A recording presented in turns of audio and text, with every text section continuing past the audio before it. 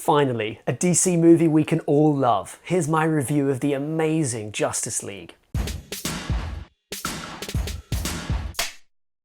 I was just kidding, it's a really bad movie and I don't want to spend too much time thinking about it, so here are my reasons why. The plot, in a nutshell, is that an alien has come from another planet to collect some glowy things to destroy Earth. That probably sounds more than slightly familiar to everybody who saw Marvel's The Avengers, which, judging by its box office takings, is pretty much every sentient being on the planet. But I don't feel like we should give Disney too much credit for this one, as I think that baddie steals glowing things in order to destroy a planet is a staple plot for the action-adventure genre, and they don't exactly have a monopoly on it. The characters in the film are one of the things that I actually liked about it. I think considering that they introduced 3 new heroes in a single movie, it went pretty well. I understood what people were doing and why they were doing what they were doing and how they felt about what other people were doing and why they felt that thing about what other people were doing. That's pretty much all the motivation that I can expect a Hollywood blockbuster to deliver, so fair play to them, that's there. The one issue for me was that I didn't really care what the characters did or what happened to them. So, you know, that's going to be a negative.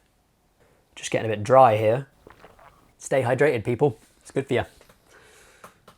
It's good for your bones and your organs. As far as direction, a lot has been made of a mismatched tone between sections that Snyder or Whedon had more control over.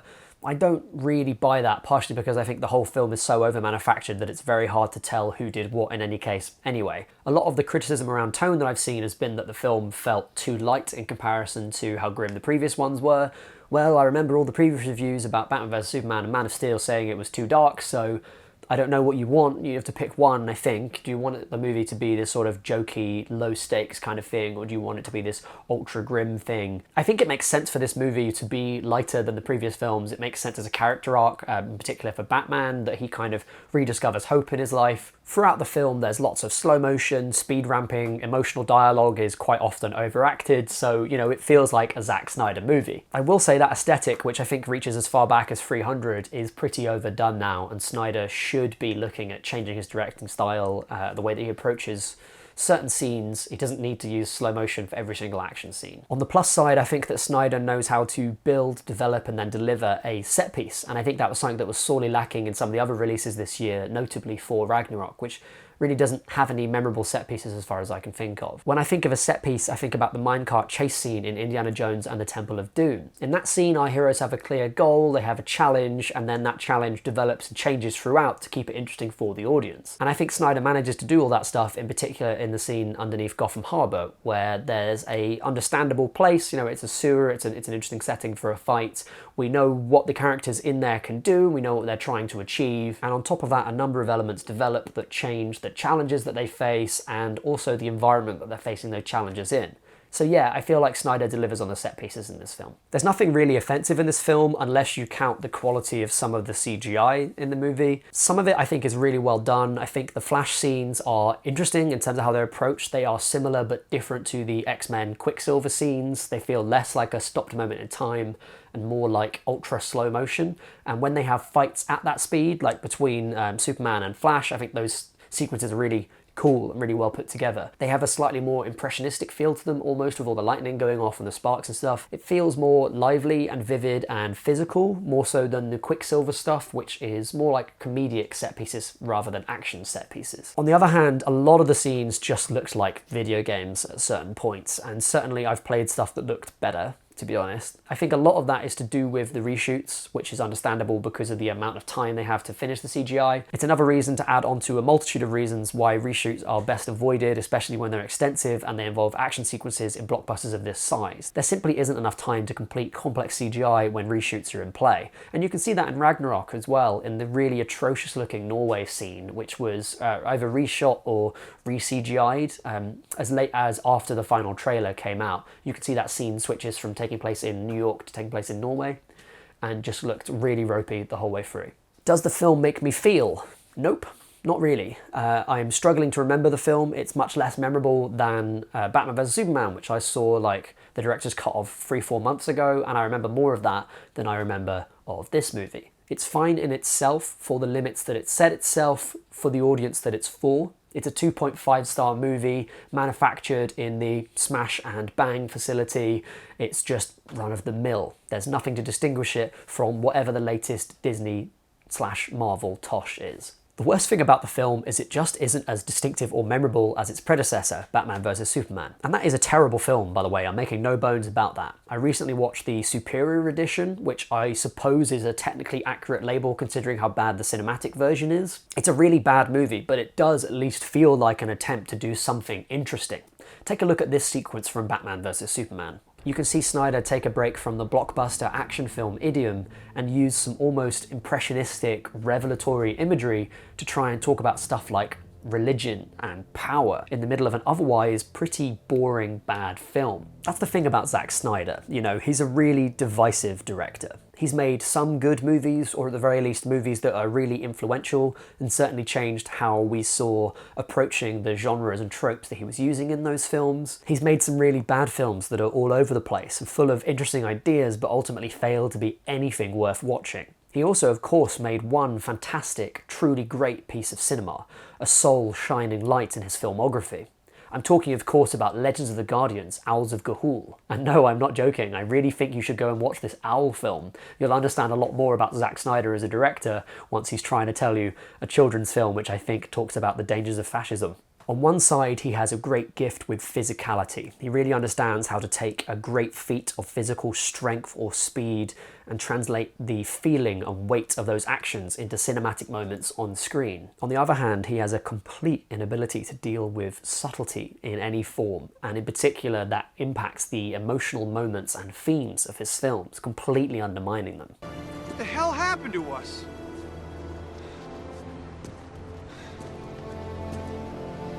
What happened to the American dream? What happened to the American dream? It came true. You're looking at it.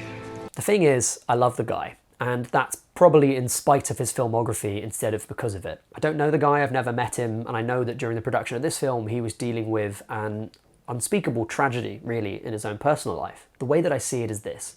He's essentially a director of dumb films who deeply, deeply wants them to be good films. I remember him talking about Man of Steel and his influences being things like Terrence Malick's Tree of Life. And the weird thing is, when you watch that movie, you can see that. I mean, he's trying to take lessons from other filmmakers and other artists and apply them to these films that he's making, which really aren't intellectual pieces in any sense. When I think about him, I almost see him as a mirror image of Catherine Bigelow, who has been a director of really intellectual films that nevertheless toy with and deconstruct typical masculine film forms, in particular action movies, especially in her earlier work. And if you look at something like Strange Days, The Hurt Locker, and Point Break, you can see that she too has an incredible gift with physicality. So that's what makes her a really fantastic action director, and it's also what makes Snyder a fantastic action director. Justice League, with all of its other failings which are so Snyder-esque, at the heart of it sort of feels like Snyder giving up. I think that him trying his best to improve and to make his films mean something, you know, however misguided and maybe self-centered that is an important artistic project, and I think it lends some sort of hope to his movies. I usually look forward to seeing Zack Snyder films, and even the bad ones are, at the end of the day, full of interesting ideas. He's never been a boring director, and this movie, unfortunately, is pretty boring. And the tragic thing is, I think that's what people want from this sort of film. You know, if you look online for restaurant reviews, you'll often find people in the comments saying, "The food's okay, but you should definitely come here because the portions are massive." I think those restaurant goers are the reason why we have cinematic universes. Cinematic universes should be really fun. They should be opportunities to tell sideways stories, almost, that run parallel to some of the most interesting stories that we have. In that way, I think that most of what the Marvel Universe has done, especially post-Avengers, is a misstep, because it basically ties the films too closely together, and at the same time, the tones of those movies have also tied together, so that they are all this lightly jokey thing. I had a comment the other day where they said, "Chris Hemsworth is my favourite Spider-Man," by which they meant that his tone in Thor Ragnarok was totally different to his tone in all the other Thor movies, but, you know, who cares, because all the Marvel movies feel the same like that now. There's still a possibility that the DC Cinematic Universe will do something more interesting, and ideas like the new Batman movie with Matt Reeves, who's a good director, or weird like Joker standalone films, Suicide Squad as an idea in general, are all kind of more interesting ways of approaching, I think, the cinematic universe than just having a main series of films that follows one generic and boring plot that can't really change too much because it would affect the plots in the other movies too much. So yeah, movies like Justice League and Thor Ragnarok are the biggest meal you'll get for that price. And hey, you can have 3 of them every year. And if that's how people want to consume something like a film, which although it is a business product, is also a creative thing, then ultimately we will end up with less interesting, less creative films. That's just a fact, that's how that's gonna go. And last but not least, I'd love to talk to you in the comments about this film because I think you'll have some really interesting stuff to say about it. That said, I really don't want to go in the comments in a couple of days' time and find that it's people saying, you're a butthurt Marvel fanboy, which is definitely not the case, or you are a butthurt DC fanboy, which is also definitely not the case. If you're looking at films of the quality of like Justice League or Thor Ragnarok and you're saying, that's the kind of thing that I want to have a tribal allegiance to and defend until the day that I die, then you're picking the wrong hill to die on, bud. Why don't you try doing that with a film that's actually good for a change? Why don't you pick a movie that came out this year or last year that was made by a filmmaker who was trying to tell a story with characters who change that has real emotional weight? I'm really glad that this is the last blockbuster that's coming out this year.